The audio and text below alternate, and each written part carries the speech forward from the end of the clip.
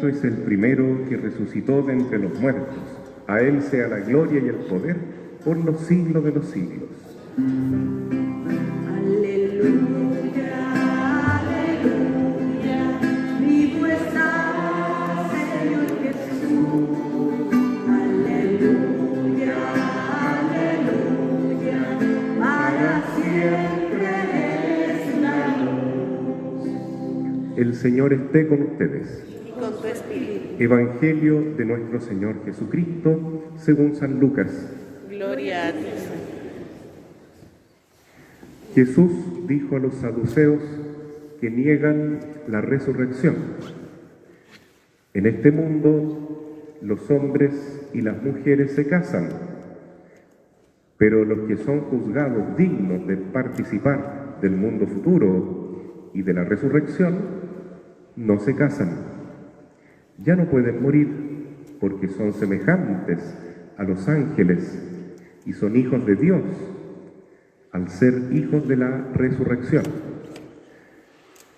Que los muertos van a resucitar, Moisés lo ha dado a entender en el pasaje de la zarza, cuando llama al Señor el Dios de Abraham, el Dios de Isaac y el Dios de Jacob. Porque Él no es un Dios de muertos, sino de vivientes. Todos, en efecto, viven para Él. Palabra del Señor.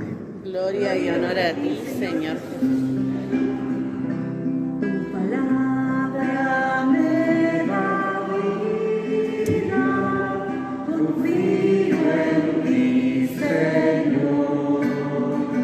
Tu palabra es eterna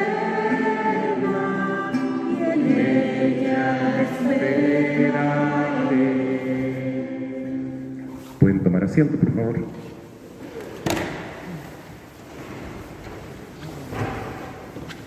Mis queridos hermanos, a medida que nos vamos dirigiendo al término del año litúrgico, porque ya queda muy poquito para la fiesta de Cristo Rey, la Iglesia nos muestra lecturas que hablan del fin de la vida y del comienzo de una nueva etapa en la vida. El fin de los tiempos, el fin del mundo y el comienzo de una nueva tierra, un nuevo cielo. Y es tan bonito lo que hemos escuchado hoy en el Salmo número 16, que está ciertamente inspirado por el Espíritu Santo, porque el salmista se imagina resucitando y viendo a Dios cara a cara. Entonces, es la esperanza de los cristianos y de los creyentes que hay una vida eterna, hay otra vida después de la muerte. Y es una vida maravillosa si en esta etapa de la existencia hemos optado por amar a Dios sobre todas las cosas. Dice el Salmo: Señor, al despertar me saciaré de tu presencia. Imaginemos entonces cuando los muertos resuciten y se encuentren con que están con Jesucristo, resucitado también, por supuesto, glorioso, cara a cara, me saciaré de tu presencia. Esta realidad del encuentro con el Señor se da en dos planos. Primero, cuando uno muere, se enfrenta con Jesús en un juicio particular. Y aquellos que mueren en gracia de Dios sienten una alegría al ver al Señor, que es justamente lo que dice este salmo: me saciaré de tu semblante, de tu rostro, porque ver a Dios cara a cara, para quien está en comunión con Dios, no puede haber algo más precioso. Es lo más lindo que hay. Llena el corazón de un gozo infinito que no podemos imaginar. Y para esas personas habrá un juicio benévolo, amoroso, porque ellos optaron por Jesús, optaron por la vida, optaron por vivir la fe hasta las últimas consecuencias. Vengan, benditos de mi Padre, les dirá el Señor. Lo mismo sucederá en el juicio universal, en que ahí vamos a estar resucitados, ¿no? quisiera explicarlo un poquitito más, porque cuando uno muere, uno no resucita inmediatamente, sino que lo que subsiste de nuestra vida es el alma sin el cuerpo. Pero esa alma se encuentra con Jesús, nosotros nos encontraremos con Cristo y Él nos juzgará. Pero en ese juicio cada uno sabe muy bien cómo está, o tiene la lámpara encendida o no la tiene. Cada uno va a ver su propia vida y va a poder sopesar si está salvado o no.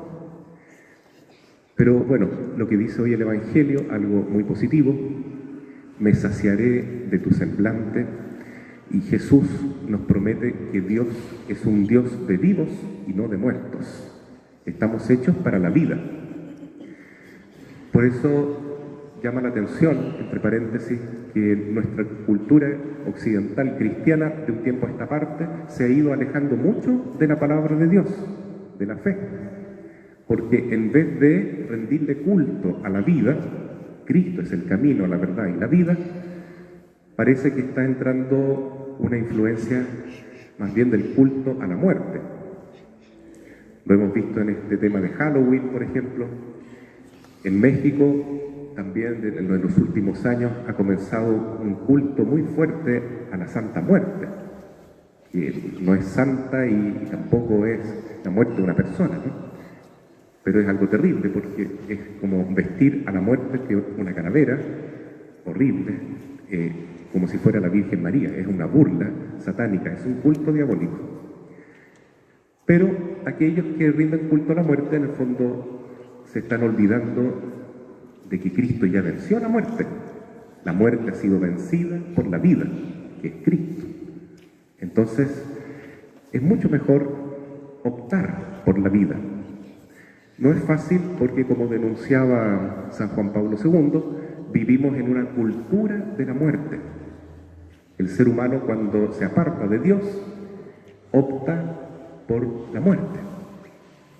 Y esto se nota en varias costumbres que ofenden a Dios profundamente, como por ejemplo lo que se está haciendo ahora, ¿no? La aprobación cada vez mayor del aborto, eutanasia, de ir destruyendo la inocencia de los niños y los jóvenes en su moral, en su pureza, ¿cierto? Ustedes saben a qué me refiero, la ideología de género, todo eso ofende a Dios y daña profundamente nuestra alma, nos lleva a la muerte, al pecado mortal. No estamos hechos para la muerte, estamos hechos para unirnos con Dios, como dice el Salmo precioso que hemos leído: Señor, al despertar me saciaré de tu presencia. Lamentablemente, hermanos, el mundo en que vivimos, hoy más que nunca, pero siempre ha sido así, está dominado por el príncipe de las tinieblas, que es el príncipe de la mentira y de la muerte. Ya en la época de los Macabeos, la primera lectura que escuchamos hoy, está tomada del segundo libro de Macabeos, reinaba esta cultura de la muerte. Para situarnos un poquitito en la historia, esto ocurre en el siglo III antes de Cristo. Poco antes, en el siglo IV, en la segunda mitad del siglo IV, había pasado por ahí Alejandro Magno con sus generales y ellos extendieron el reinado, ¿no es cierto?, de los griegos, el imperio heleno, en toda esa zona de Oriente.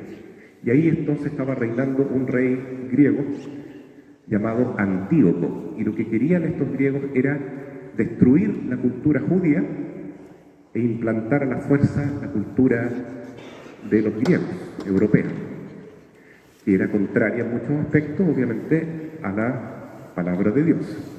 Entonces ellos obligaban a los judíos a hacer cosas contra su propia ley, como por ejemplo comer carne de cerdo, o comer carne inmolada a ídolos, hacer idolatría, cosas así, ¿cierto?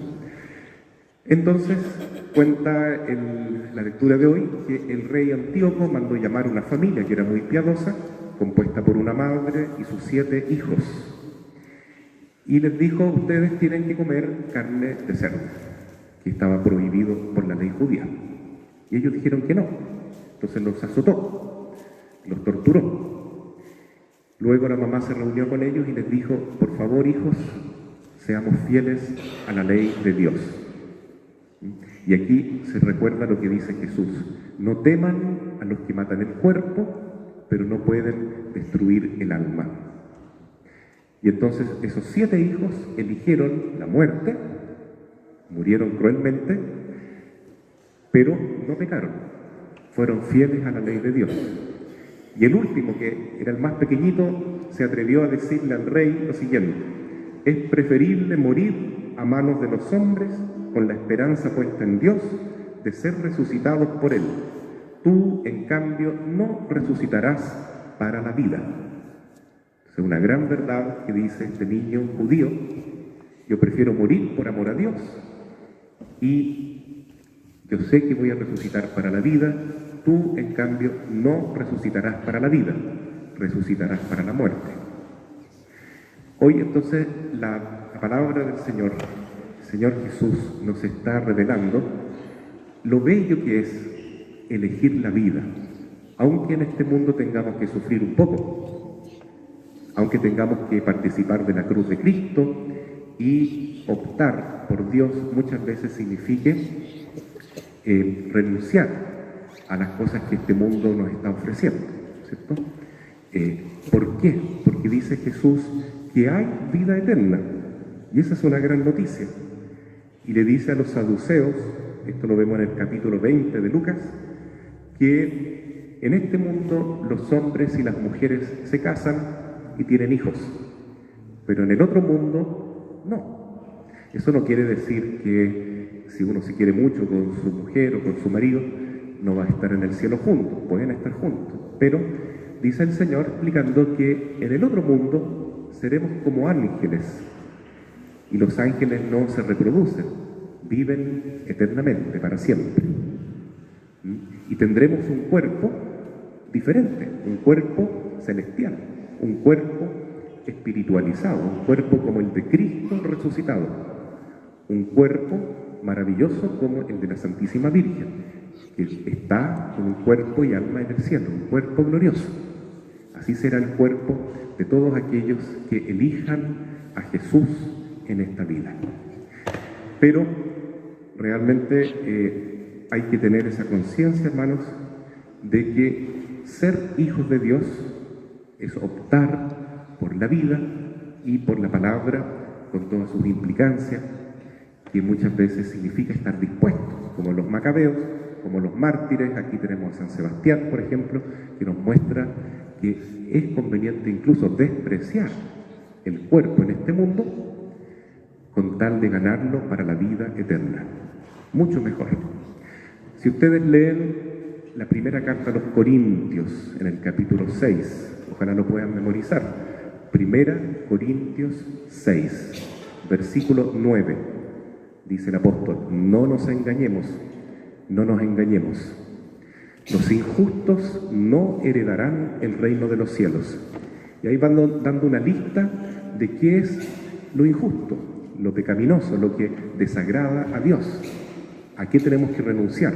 Y dice: los que están acostumbrados a la idolatría, a la impureza, a la fornicación, al adulterio, al homosexualismo, a robar, a la deshonestidad, todas esas prácticas, esos hábitos, no nos llevan al reino de los cielos. Es necesario arrepentirnos, es necesario convertirnos, ¿no? ¿Y por qué? Porque luego dice en un versículo más adelante: nuestro cuerpo es un templo del Espíritu Santo. Para eso es nuestro cuerpo, es un templo de Dios, para que habite Dios, la gracia de Dios, y no la presencia del maligno, ¿no es cierto?, de esta, entre comillas, santa muerte, que es el espíritu de las tinieblas. Entonces, queridos hermanos, como conclusión, yo pienso que es difícil, es cierto, es difícil optar por la vida en un mundo en que la mayoría está optando por el pecado, pero se puede si nosotros nos confiamos a la Santísima Virgen. Y en este mes ya comenzamos el mes de María, Y este es el mes que tenemos la oportunidad de pedirle a la Virgen que nos ayude, ya que es tan difícil para nosotros superar el pecado, convertirnos, seguir a Jesús, tomar la puerta estrecha, como dice él. Bueno, confiemos en la Virgen María nos va a ayudar. Y en el mes de María tenemos la oportunidad de consagrarnos a ella. Por eso, mes de María es el mes en que queremos amar a la Virgen como nunca, porque Jesús eligió venir a nosotros por medio de María y Él quiere que nosotros lleguemos a Él, a la vida, a la santidad, a la conversión de nuestros pecados por medio de María. Entonces, si nos acercamos a ella por el Santo Rosario, por la oración del mes de María, por nuestra consagración real a su corazón inmaculado, ciertamente la Virgen nos va a sacar adelante y nos va a mostrar el camino de Jesús y nos llevará ahí paso a paso. Y si tenemos la desgracia de, en el camino, apartarnos de Dios y de la vida de santidad y pecamos, la Virgen no nos va a dejar solos, nos va a esperar, nos va a buscar, como el pastor que busca la ovejita perdida, porque el que se entrega a la Virgen María, se consagra a ella, realmente la Madre se hace cargo de nosotros. Es algo maravilloso y lindo lo que tenemos nosotros, hermanos, en nuestra iglesia, esta herencia del cuerpo de Cristo en la misa, que nos dice la importancia que tiene lo corporal, ¿no es cierto? Porque Cristo está presente con nosotros hasta el fin del mundo a través del cuerpo y la sangre en la Eucaristía. Pero también nos ha dejado otra herencia, que es la Virgen María, y desde la cruz le dice a Juan y a cada uno de nosotros, si queremos aceptar esta herencia de amor: hijo o hija, ahí tienes a tu madre. María es nuestra madre. Si estamos con ella, ella va a ir formando en nosotros el corazón del hombre santo, que es capaz de vivir en la pureza, en el amor, en la fe, en la esperanza, en el espíritu de servicio, y ser entonces para este mundo luz, y para el mundo futuro la alegría de ver el rostro del Señor. Así sea. Amén.